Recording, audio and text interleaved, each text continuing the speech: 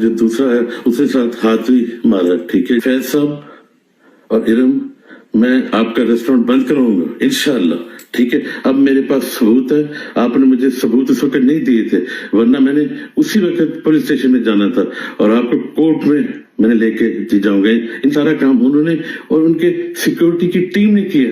एक ड्रामा रचाया गया था, अंडे मारने का और एक हाथ भी मारने का वाकया जो हुआ वो 19 जून को हुआ था।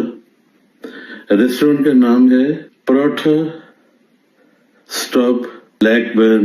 10-12 दिन पहले शो की बुकिंग हो गई थी। ठीक है जी, कि मैंने वहां पे जाके परफॉर्म करना।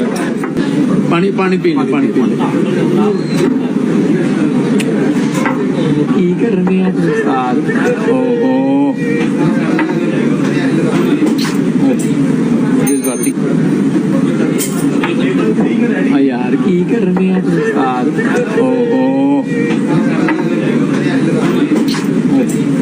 जज्बाती का चले पानी पानी पीना पानी पीना। ਹੁਣ ਸਾਡੇ ਨਾਲ ਵਿਚਾਰਾ ਇੰਨਾ ਜ਼ਬਰਦਸਤ ਹੈ, ਸਾਡਾ ਪਿਆਰ ਸਾਡਾ ਫੈਮਿਲੀ ਤੇ ਹੈਗਾ ਵਾ, ਸਾਡੇ ਤੇ ਫਰਕ ਹੀ ਕੋਈ ਨਹੀਂ ਹੈਗਾ ਇਹਦੇ ਨਾਲ। ਹਾਂ ਕੋਈ ਗੱਲ ਨਹੀਂ, ਕੋਈ ਗੱਲ